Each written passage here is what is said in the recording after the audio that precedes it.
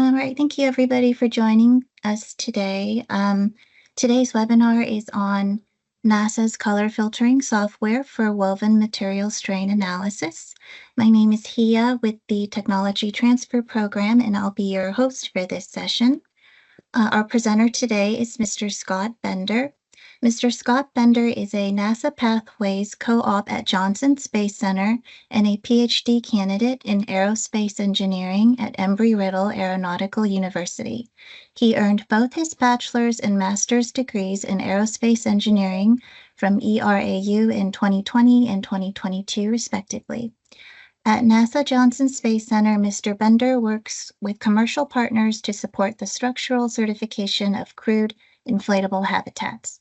Over the past 3 years, he has contributed to the verification and validation of these critical structures through testing and analysis.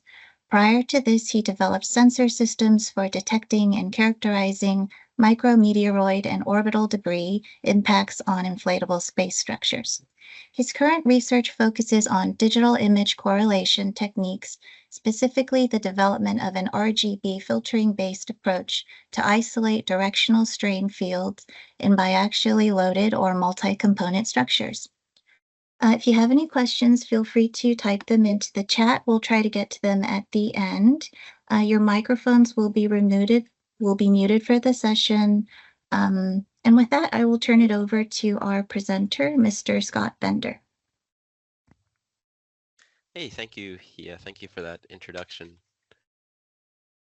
Just want to confirm you guys can see my screen. Yep, looks great. Okay, cool. Well, thank you everybody for joining. I'm excited to share with you today some of the colored digital image correlation methodology that my team and I have been working on over at Johnson Space Center to improve our analysis of inflatable structures, but hopefully can be extended towards alternative applications. So a quick overview, I'm going to go into an introduction, just kind of introducing digital image correlation to some of you who may not be familiar, and how it's being used at NASA. I'm also going to go into a background, kind of introducing inflatable space structures for those who aren't aware, which will lead into kind of our application for this colored filtering photogrammetry method, and then go into some tests and validation of this method, and then some future applications. So digital image correlation, for those of you who aren't aware, is a non-contact optical technique. So how it works is you have some mechanical structure and you apply some speckle or some pattern to the surface, and then using cameras, you can apply a load to that structure and track how that the surface pattern is changing. And under the assumption that that surface pattern changing is representative of the surface underneath, you can determine the full field deformation of that structure as well as the displacement and strain that the surface of that structure is experiencing. So this technique is being used all across NASA because it's low cost and you can apply the strain across a large area. It can also be applied to more complex structures. Like for us, we apply it to curved structures like accrued inflatable habitat. So that I've kind of introduced digital image correlation, I wanted to walk through just a quick example of how you would apply this to something like a dog bone structure. So we have our dog bone structure on the right. And the first step to this process is you have your structure, so your test article, and you say, okay, I want to look at this area of interest. Then you determine your boundary conditions. So for this example, you want to fix the bottom of the dog bone, and then on the top of it, you want to pull upwards. And then after that, you're going to come up, how am I going to apply that load? And that's through a test operations plan so you can apply that load safely. The second step is to actually apply that speckle or markers if you're dealing with more dynamic structures. So you apply that speckle, which is often using spray paint speckle patterns. And then finally, you'll figure out your DIC system. So what are your cameras? What are your lenses? What's your standoff distance? So the distance of those cameras from that test specimen, and then making sure lighting condition is good. Thankfully, there's the International DIC Society has a very good guide on how to actually configure this system. So if you look that up on Google, that'll get you in the right direction if you're interested in starting to use DIC. So finally, you perform your test, right? So you elongate your structure and then you analyze those results that you collected from the DIC, and you'll get a displacement or strain field that you can use to characterize your structure. So now that I've kind of introduced DIC and how you use it, I want to jump into our application and why we came up with this colored RGB DIC technology. So inflatable space structures, if you're not familiar, are structures that can be compressed before launch. So you can launch them in a smaller fairing, and then when they're in space, they can expand to have a larger habitable volume. So these layers are typically composed of multi-layered structures, but for structural testing, we're more concerned with just that structural restraint layer, which is the layer that is keeping all that internal pressure load from causing the structure to fail. So some recent events, so Beam has been on the ISS since 2016. So that has increased the technology readiness level of these inflatable crewed habitats. And because of this success, there's been a lot of commercial partners that NASA that we work with every day that are furthering this technology for future crewed habitats in LEO, as well as for deep space and surface missions. So I'm going to apply, so for this inflatables testing, one of the things that all these structures need to do is be certified. And to do that, we do what's called ultimate burst testing, where we pressurize these structures until failure. But while we're doing so, we also want to better understand what's actually happening with that structural restraint layer. So I've shown here, this is NASA Trantab, and the typical configuration of majority of inflatables is this kind of woven basket weave pattern. So you have straps going in the hoop direction, woven with the straps going in the longitudinal direction. And we use digital image correlation because, like I said, we can apply it to this complex structure. As it's expanding, we can see how those straps are expanding. The only difficulty is that when you want to, say, isolate a single strap, the strain in a single strap, currently you have to go through and you have to select the area of interest for every single point of that strap where it's visible before you run your analysis on that region. And this is very simple when you only have two areas of interest, but if you think about it on these structures, you have a lot of these areas of interest and you have a lot of straps. So this is very time consuming. And ideally, you could just analyze this entire region, right? And then be able to just click an area of interest in those regions and be able to get a good strain result. But the issue that occurs here is that DIC software, when you select that whole region, it thinks it's one single flat plate. So when you do that, you get a lot of error due to those orthogonal overlaps. Because say you're trying to measure strain going up and down, well, that's going to be influenced by the dots that are going left and right. And you can't really avoid that unless you were to remove those dots. Which leads to the purpose of this RGB digital image correlation technique. So all this text is just explaining what I already explained. But if you look in the bottom here, the monochrome DIC, that's typically what we traditionally do for inflatable structures. This novel technique, rather than using just monochrome black and white, you put red dots on your horizontal straps and blue dots on your vertical straps, and then you can apply a filter, which was like Python software that filters your images. And during this filtered process, it removes either the blue dots or the red dots, whatever you choose. And then you can then analyze that entire region. And because those orthogonal dots are removed, you don't have that influence on your analysis when you're looking. So you can actually evaluate a single strap without having to go in and select every single area of interest to analyze. So to outline the previous monochrome method, you would just do black and white speckle, you would do your monochrome imaging, and then you just process that in your DIC software. This new method, you would do red, white, and blue, white speckling, and then you'd capture color images, and then those color images would go into a software that will filter them and convert them to monochrome, and then those images would then be put back into the DIC software to be analyzed. So ideally, the reason that we have to do this extra step is because there doesn't exist any DIC analysis software that we can already do this with. So if there was a software out there that we could do our color photogrammetry, and then automatically filter it out and then go into the analysis portion, that would be a huge benefit to us.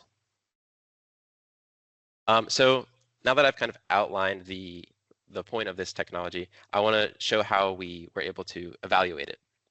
So because we were dealing with inflatables, I set up a test to kind of mimic the inflatable on a subscale specimen. So in this test, we have a single Kevlar strap, which is in an MTS tensile machine, and then we have these straps that are kind of woven into that single strap to provide orthogonal dots. And then that strap was strained at up to 4,000 pounds at a 1 inch per minute displacement, replicating the strain that a inflatable habitat would experience, and then back down to 0. And during this process, we're looking to evaluate using DIC what that strain is on that center strap. And we compare that to just using monochrome images. And for both samples, we are looking at the analyzed region that covers the entire article, rather than just looking at the areas of interest on that strap, because we know that will already work. So for the setup here, we just had two 5 megapixel color stereo cameras. And another thing is, most of the DIC softwares that I saw, you cannot capture RGB8 images. So I ended up having to create my own software to capture the DIC images during the test. And then also the Python script afterwards takes those colored images, processes them, renames them for the whatever DIC analysis software you want to use, and then spits them out to then process like traditional monochrome DIC.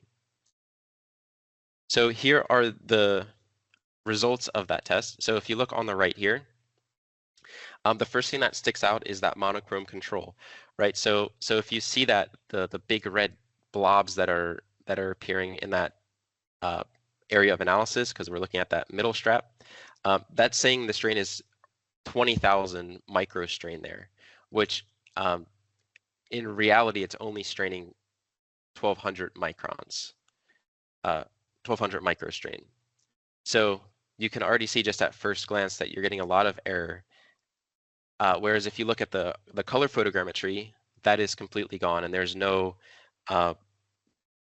error, because the software no longer thinks it's one whole flat plate that's not moving in the middle and moving in the top and bottom.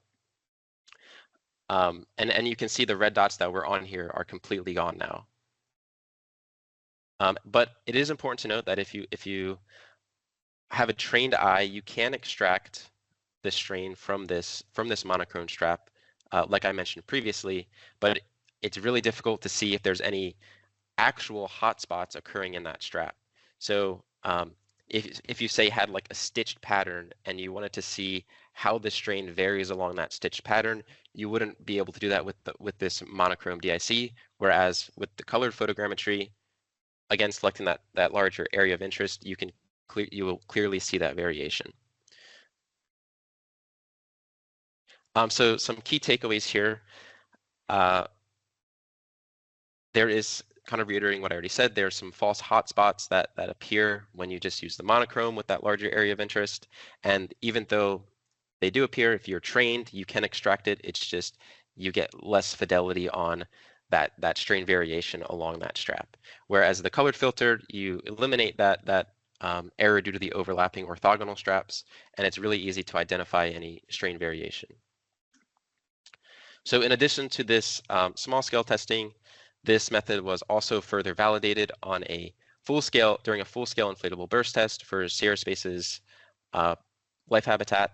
And this validated this technology to be used on a larger curved surface, but also on a larger section of analysis. And finally, some additional applications. So this is just one application of where we have orthogonal overlapping components. So crude inflatable habitats, but there's some other potential applications would be anywhere you have overlapping joints where your cameras can collect data from both of those objects with the same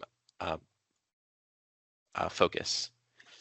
So overlapping joints and fixtures, possibly rocket engine gimbal structures where the surface is visible, uses with parachutes, so parachute straps and cordages that maybe are in different directions and you want to isolate the strain of those, and then also larger sail sections. So there's a lot of alternative applications that maybe you can think of more than I can where this technology can be used. So I just want to say thank you to Dr. Nathaniel Gardner, who helped me actually perform DIC and learn how to do DIC, but also my team here at NASA, Mr. Doug Lidekin, Mr. Ryan Brown, Mr. Carson Oland, and Mr. Thomas C. Jones for their their structural soft goods testing expertise that really helped me come up with this idea and also validate it. So with that, I will take any questions that you may have. I believe you Thank have you. That was Typhoon. Yeah. Thank you for the that informative presentation. We did receive a couple questions via email, so anybody else, if you have any questions, please type them into the chat. The first question that we get asked this a lot is what deliverables, technical documentation, or knowledge transfer support would be available to licensees of this technology beyond the patent itself? Maybe I think Doug's on here. Maybe he can answer that one. Yeah, I can answer that. So I think it would depend on the type of license and how we want to pursue a partnership. But right now, what we have, I think what we're patenting is really this process. And so we can offer some of the software that Scott talked about, filtering the actual images, the colored images back to black and white. And then we can also, do some consultation as well to help support the application. Okay, thank you. It looks like somebody asked in the chat, curious how you made the speckle pattern on the straps. The pattern looks amazing. So the speckle pattern on the straps are actually all done by hand. So a lot of effort and time. Wow, that's impressive. Let's see. Next question is, what's the anticipated learning curve or like training requirement for technicians who are more unfamiliar with RGB filtering? Uh, just a guess or estimate, how quickly could a commercial team realistically implement this process?